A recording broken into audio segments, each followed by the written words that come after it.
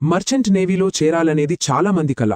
మరి ఆ కలను నిజం చేసుకునే దారిలో మొదటి అతి ముఖ్యమైన అడుగు టెక్నికల్ ఇంటర్వ్యూ.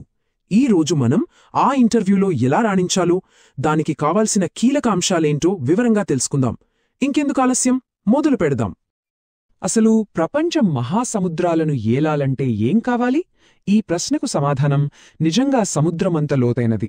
ఇది కేవలం టెక్నికల్ నాలెడ్జ్ మాత్రమే కాదు, ఎలాంటి ఒత్తిడినైనా తట్టుకుని నిలబడే మానసిక స్థైర్యం కూడా అంతే ముఖ్యం. ఈ రెండు కలిసినప్పుడే ఒక అసలైన నావికుడు తయారవుతాడు. ఆ సమాధానం ఎక్కడో లేదు, ఒక డెక్ క్యాడెట్ తన మొదటి టెక్నికల్ ఇంటర్వ్యూలో ఎదుర్కొనే ప్రశ్నల్లోనే దాగి ఉంది. రండి, ఆ ప్రశ్నల లోతుల్లోకి వెళ్దాం. ప్రతి ప్రశ్న, ప్రతి సమాధానం ఒక కాబోయే నావికుడిలో ఎలాంటి స్కిల్స్ ఉండాలి, వాళ్ల మైండ్ సెట్ ఎలా ఉండాలి అనేదాన్ని మనకు స్పష్టంగా చూపిస్తుంది. సరే, మొదట పునాది గురించి మాట్లాడుకుందాం. ఏ గొప్ప ప్రయాణానికైనా ఒక బలమైన ఫౌండేషన్ అవసరం కదా. మరి ఒక నావికుడి కెరియర్లో ఆ పునాది ఏంటి? అది సముద్రంపై ప్రేమ, ఇంకా ఒక క్లియర్ కెరియర్ పాత్. ఇప్పుడు వాటి గురించే తెలుసుకుందాం. చాలా మందికి వచ్చే ఒక కామన్ కన్ఫ్యూజన్ ఏంటంటే, మర్చెంట్ నేవీ, ఇండియన్ నేవీ రెండూ ఒక్కటే అనుకుంటారు. కానీ అస్సలు కాదు, వాటి మధ్య చాలా పెద్ద తేడా ఉంది. చూడండి, మర్చెంట్ నేవీ ప్రపంచ వాణిజ్యానికి ఒక జీవనాడి లాంటిది. అదే ఇండియన్ నేవీ మన దేశ రక్షణ కవచం. ఒకటి కమర్షియల్ ట్రేడ్ కోసం, మరొకటి దేశ భద్రత కోసం. వాటి లక్ష్యాలు, వాటిని కంట్రోల్ చేసే వ్యవస్థలు అన్నీ పూర్తిగా వేరు. ఒక షిప్కి కెప్టెన్ అవ్వాలనే లక్ష్యం చాలా పెద్దది, కానీ ఆ దారి మాత్రం చాలా క్లియర్గా స్టెప్ బై స్టెప్ ఉంటుంది. ప్రతి అడుగు, ప్రతి ఎగ్జామ్ అన్నీ ముందుగానే డిఫైన్ చేయబడి ఉంటాయి. ఈ సుదీర్ఘ ప్రయాణంలో మొదటి అడుగు 1 సంవత్సరం డిప్లొమా ఇన్ నాటికల్ సైన్స్, అంటే DNS. ఇక్కడ్నుంచే అసలు జర్నీ స్టార్ట్ అవుతుంది. సరే, ఇప్పుడు కాస్త సైన్స్లోకి వెళ్దాం. అసలు 1000 టన్నుల బరువుండే ఓడలు నీటిపై ఎలా తేలుతున్నాయి? వాటి ప్రవర్తనను శాసించే కొన్ని ముఖ్యమైన ఫిజిక్స్, మ్యాథ్స్ ప్రిన్సిపల్స్ ఉన్నాయి. ప్రతి నావికుడికి ఇవి ఖచ్చితంగా తెలిసి ఉండాలి. ఆర్కిమిడిస్ ప్రిన్సిపల్ మనందరం స్కూల్లో చదువుకున్నదే గదా. కానీ ఒక్కసారి ఆలోచించండి, కొన్ని 1000 టన్నుల ఉక్కు నీటిమీద తేలడానికి కారణం ఈ ఒక్క సింపుల్ ప్రిన్సిపలే. మోడర్న్ షిప్ బిల్డింగ్కి మొత్తానికి ఇదే ఫౌండేషన్. సో ఇక్కడ మ్యాజిక్ అంతా 2 ఫోర్సెస్ మధ్య బ్యాలెన్స్లో ఉంది. షిప్ బరువు కిందటి లాగుతుంది, అది పక్కకి నెట్టిన నీటి బరువు పైకి నెడుతుంది.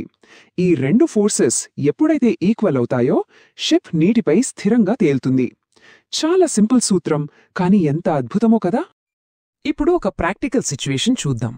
మనకు తెలుసు, సముద్రపు నీటిలో ఉప్పు ఉంటుంది కాబట్టి దాని సాంద్రత అంటే డెన్సిటీ మంచినీటి కంటే ఎక్కువ. మరి అలాంటప్పుడు ఒక షిప్ సముద్రం నుండి నదిలోకి వెళ్తే అప్పుడేమవుతుంది? సమాధానం డెన్సిటీలోనే ఉంది. మంచినీటి డెన్సిటీ తక్కువ కాబట్టి షిప్ తన బరువుని బ్యాలెన్స్ చేసుకోవాలంటే ఇంకా ఎక్కువ నీటిని పక్కకి నెట్టాలి. మరి అలా చేయాలంటే ఏమవ్వాలి? అది నీటిలో ఇంకాస్త లోతుగా మునగాలి. దీన్నే టెక్నికల్గా డ్రాఫ్ట్ పెరగడం అంటారు.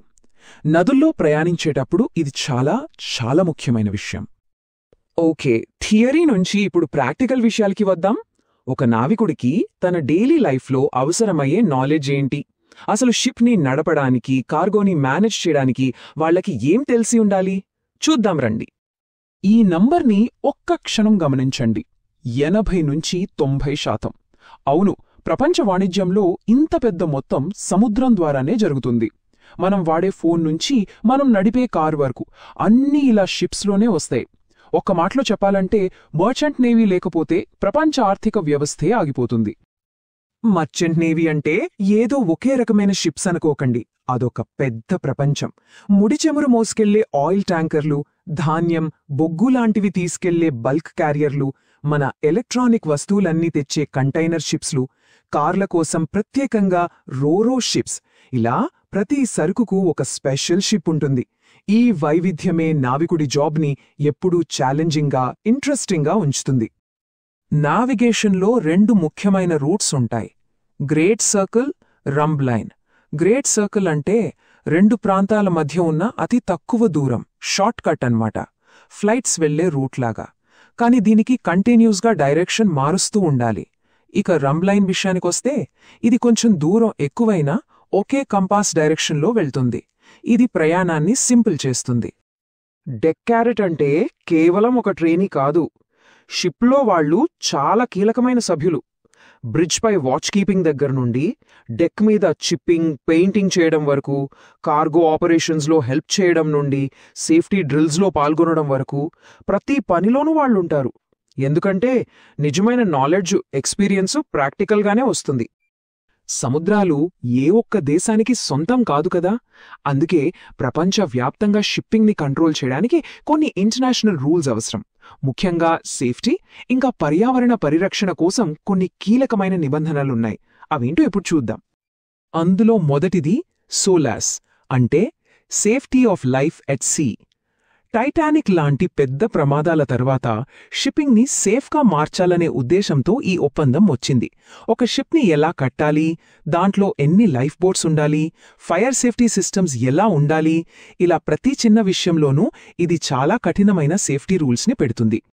సేఫ్టీ ఎంత ముఖ్యమో సముద్రాన్ని, మన పర్యావరణాన్ని కాపాడటం కూడా అంతే ముఖ్యం. దానికోసమే మార్పోల్ అనే నియమావళి ఉంది. షిప్స్ నుంచి వచ్చే పొల్యూషన్ని కంట్రోల్ చేయడమే దీని పని.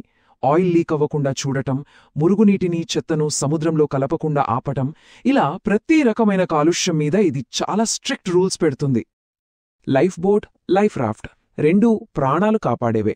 కానీ వాటి మధ్య ఒక చిన్న తేడా ఉంది. లైఫ్ బోట్ అనేది ఒక గట్టి, మోటారున్న పడవ. ఇది ప్రైమరీ ఎస్కేప్ సిస్టమ్.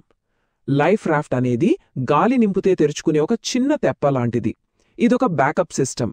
ఎమర్జెన్సీలో ఈ రెండూ చాలా ముఖ్యమైన పాత్ర పోషిస్తాయి. Technical knowledge, rules and regulations ఇవన్నీ ఒక ఎత్తు.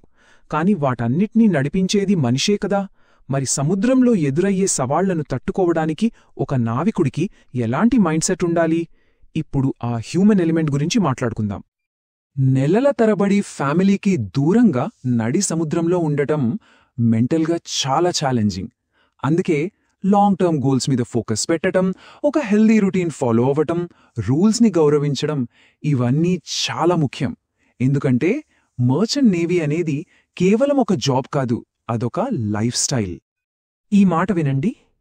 వ్యక్తిగత సమస్యలు టీం వర్క్ని, సేఫ్టీని ఎఫెక్ట్ చేసేలా ఎప్పుడుకీ జరగనివ్వను. ఇది ప్రతి నావికుడి ప్రొఫెషనల్ కమిట్మెంట్కి నిదర్శనం. షిప్లో పర్సనల్ ఇష్యూస్ కంటే టీం వర్క్, సేఫ్టీకే ఫస్ట్ ప్రయారిటీ. ఇది అక్కడొక తిరుగులేని నియమం. చివరిగా ఈ ఒక్క ప్రశ్నతో ముగిద్దాం. ఇంటర్వ్యూ అనేది కేవలం ఒక పరీక్ష. అసలైన క్లాస్ రూమ్ సముద్రమే. మరి ఆ ప్రయాణం ప్రారంభించటానికి సిద్ధంగా ఉన్నారా?